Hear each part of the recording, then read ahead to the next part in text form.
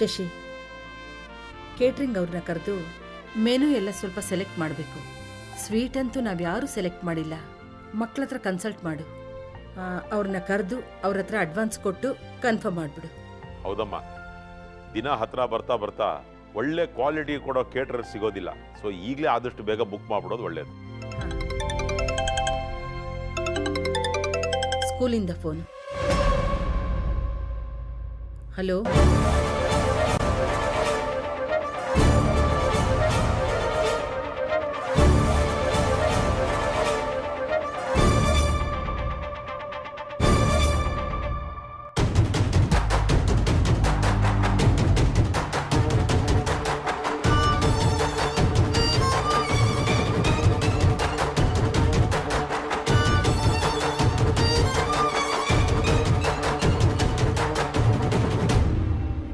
ಏನಾಯ್ತಮ್ಮ?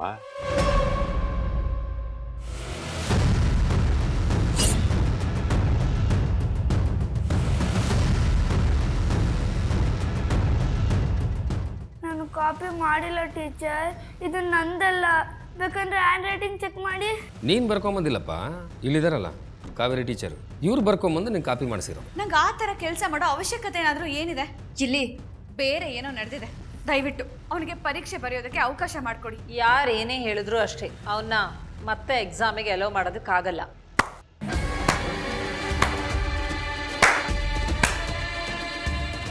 ಅತ್ತೆ ಶಶಿ, ನಾನು ನಿಮಗೆ ಮೊದಲೇ ಹೇಳಿದ್ದೆ, ಅವಳನ್ನ ನಂಬೇಡಿ, ಅವಳು ಸರಿ ಇಲ್ಲ, ಈ ಥರ ಏನಾದರೂ ಒಂದು ಮಾಡೇ ಮಾಡ್ತಾಳೆ ಅಂತ.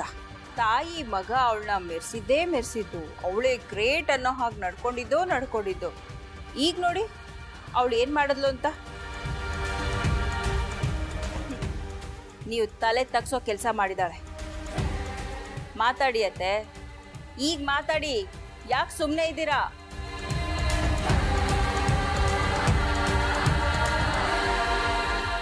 ಎಲ್ಲರ ಹತ್ರ ನೈಸಾಗಿ ಮಾತಾಡಿ ನಾನು ತುಂಬ ಒಳ್ಳೋಳು ಅಂತ ಪೋಸ್ ಕೊಡ್ತಾಳೆ ಅಷ್ಟೆ. ಅವಳೊಂಥರ ರೆಡ್ ಆ್ಯಪಲ್ ಥರ, ಕಟ್ ಮಾಡಿದ್ರೆ ಕಪ್ಪಗಿರುತ್ತಲ್ಲ, ಅವಳು ಹಾಗೆ.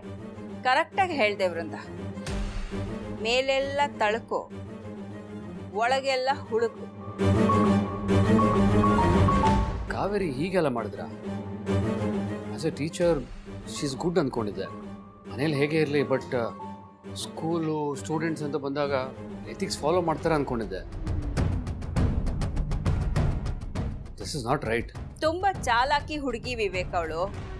ಸಂದರ್ಭನ ಅನುಕೂಲಕ್ಕೆ ತಕ್ಕನಾಗೆ ಹೇಗೆ ಬಳಸ್ಕೋಬೇಕು ಅನ್ನೋದನ್ನ ಅವಳು ನೋಡಿ ನಾವು ಕಲಿಬೇಕು.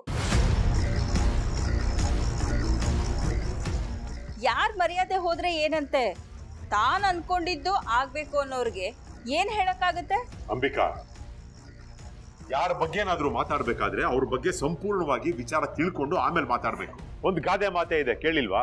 ಪ್ರತ್ಯಕ್ಷವಾಗಿ ಕಂಡ್ರು ಪ್ರಮಾಣಿಸಿ ನೋಡು ಅಂತ. ಸ್ಕೂಲಿಂದನೇ ನಡೆದಿರೋ ವಿಷಯನ ಫೋನ್ ಮಾಡಿ ಹೇಳಿರೋವಾಗ ಸತ್ಯನೇ ಕಣ್ಮುಂದೆ ಇದೆಯಲ್ಲ, ಅದನ್ನ ಪ್ರಮಾಣಿಸಿ ನೋಡೋದು. ಆದ್ರೂ ನಾವೇ ನಮ್ಮ ಕಣ್ಣುಗಳಿಂದ ನೋಡಿಲ್ವಲ್ಲ. ಒಂದ್ ನಿಮಿಷ ಇರು, ಅಗಸ್ತ್ಯನ್ಗೆ ಫೋನ್ ಮಾಡಿ ಕೇಳ್ತೀನಿ, ಅಲ್ಲಿ ಏನಾಗಿದೆ ಅನ್ನೋದು ಗೊತ್ತಾಗತ್ತೆ.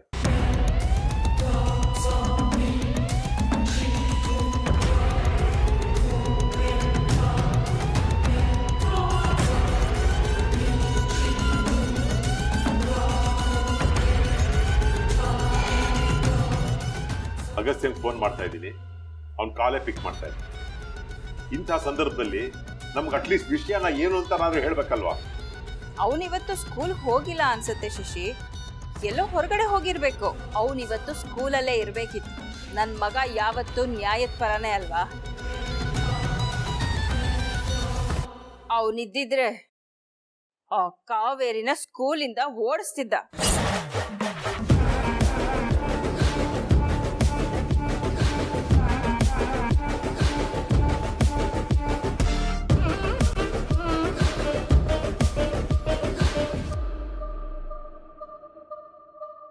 ನಾನು ಕಾಪಿ ಮಾಡಿಲ್ಲ ಮೇಡಮ್.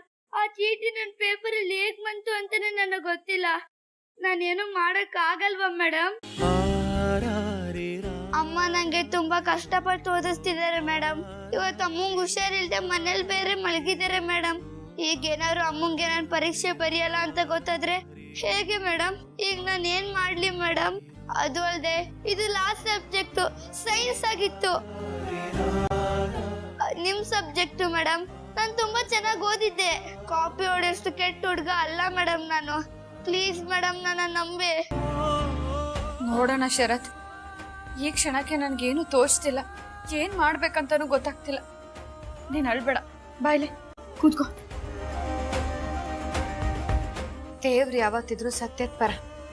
ನೀನ್ ಮೋಸ ಮಾಡಿಲ್ಲ ಅನ್ನೋದೇ ಸತ್ಯ ಆದ್ರೆ ಆ ದೇವ್ರು ನಿನ್ಗೊಂದು ದಾರಿ ತೋರಿಸ್ತಾನೆ. ಗಣೇಶ, ಹೇಗಾದ್ರೂ ಮಾಡಿ ಈ ಹುಡ್ಗಂಗೆ ಒಂದು ದಾರಿ ತೋರ್ಸಪ್ಪ. ತಪ್ಪು ಮಾಡದೇ ಇರೋರಿಗೆ ಶಿಕ್ಷೆ ಆಗ್ಬಾರ್ದು ಅನ್ನೋದೇ ನನ್ನ ಆದರ್ಶ. ನಾನೇನೇ ತಪ್ಪು ಮಾಡಿದ್ರು ಅದಕ್ಕೆ ಈ ಹುಡ್ಗಂಗೆ ಮಾತ್ರ ಶಿಕ್ಷೆ ಕೊಡ್ಬೇಡ. ದಯವಿಟ್ಟು ನೀನೇ ಕಾಪಾಡಬೇಕು. ನೀನೇ ನಂಬಿದ್ದೀನಿ, ನೀನೇ ದಾರಿ ತೋರ್ಸಪ್ಪ.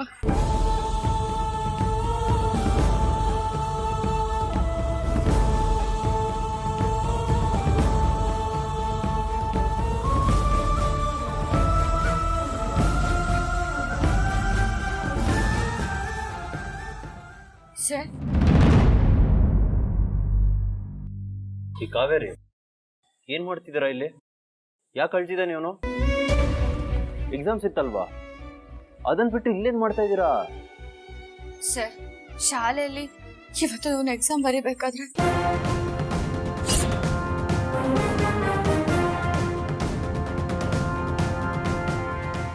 ಎಕ್ಸಾಮಿಗೆ ಕೂರ್ಸೋದಕ್ಕಾಗಲ್ಲ. ಸರ್, ದಯವಿಟ್ಟು ಹಾಗೆಲ್ಲ ಹೇಳ್ಬೇಡಿ ಸರ್. ಯಾರು ಏನೇ ಹೇಳಿದ್ರು ಅಷ್ಟೇ, ಅವನ್ನ ಮತ್ತೆ ಎಕ್ಸಾಮಿಗೆ ಅಲೋ ಮಾಡೋದಕ್ಕಾಗಲ್ಲ. ಆದ್ರೆ ನನ್ ಕಾಪಿ ಚೀಟಿ ಇಟ್ಕೊಂಡಿರ್ಲಿಲ್ಲ ಸರ್. ಅದಲ್ಲಿಗೆ ಹೇಗ್ ಬಂತು ಅಂತಾನೆ ನನಗೆ ಗೊತ್ತಿಲ್ಲ. ಆಶಿಕಾ ಟೀಚರ್ ಬಂದು ಚೆಕ್ ಮಾಡೋವರೆಗೂ ಕಾಪಿ ಚೀಟಿ ಅಲ್ಲಿ ಇದೆ ಅಂತಾನೆ ನಂಗೆ ಗೊತ್ತಿರ್ಲಿಲ್ಲ ಸರ್. ಸರ್, ನನ್ನ ತಾಯಿ ಮೇಲೆ ಪ್ರಾಮಿಸ್ ಮಾಡಿ ಹೇಳ್ತಾ ಇದ್ದೀನಿ ಸರ್, ನಾನು ಇಂಥ ಕೆಲಸ ಮಾಡಲ್ಲ. ನನಗೂ ಶರತ್ ಸುಳ್ಳು ಹೇಳ್ತಿಲ್ಲ ಅಂತ ಅನಿಸ್ತಿದೆ ಸರ್. ಸರ್, ನನ್ ಕಾವೇರಿ ಟೀಚರ್ ಸ್ಟೂಡೆಂಟ್ಸು ಅವ್ರು ಕಲ್ಸಿರೋದೆಲ್ಲ ನನ್ನ ತಲೆಯಲ್ಲಿ ಇದೆ ಸರ್. ಅರ್ಥನಾಗಿದೆ, ಓದ್ಕೊಂಡು ಬಂದಿದ್ದೀನಿ ಸರ್. ಜೊತೆಗೆ ಅವ್ರು ನಮ್ಗೆ ಒಳ್ಳೆ ಬುದ್ಧಿ ಹೇಳ್ಕೊಟ್ಟಿದ್ದಾರೆ. ಕಾಪಿ ಮಾಡೋದು, ಸುಳ್ಳು ಹೇಳೋದು ತಪ್ಪು ಅಂತ ಹೇಳ್ಕೊಟ್ಟಿದ್ದಾರೆ ಸರ್. ಸರ್, ನಾನು ಹಂಗೆಲ್ಲ ಮಾಡಲ್ಲ ಸರ್. ಬೈದ್ಬಿಟ್ಟು ನನ್ನ ಹೊರ್ಗಾಕ್ಬಿಟ್ರು ಸರ್. ನೀವಾದ್ರೂ ನನ್ನ ನಂಬಿ ಸರ್.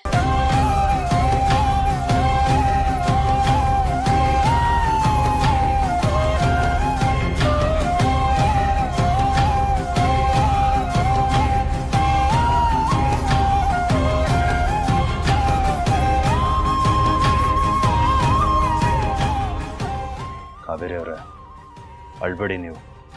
ನಾನು ಬಂದಾಯ್ತಲ್ವಾ, ನಾನು ಸತ್ಯದ ಪರ ಅಂತ ನಿಮಗೆ ಗೊತ್ತು ತಾನೆ.